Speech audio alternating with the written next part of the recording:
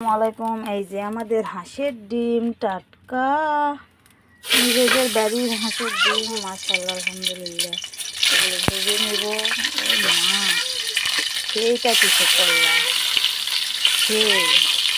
Healthy দিয়ে মেখে নিব।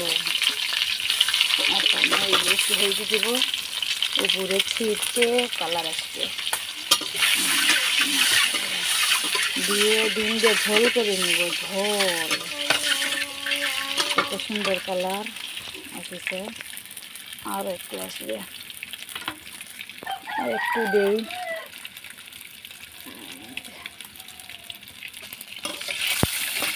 ভাজার পর কালার আসবে।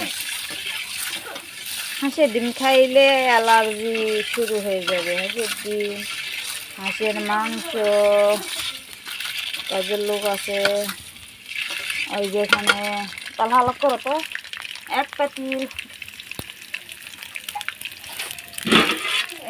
আলু ভাতি।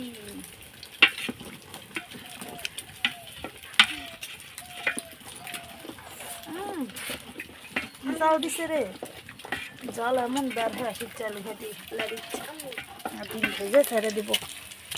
এখন ডিম ভেজে নিচ্ছি। সব ভালো থেকে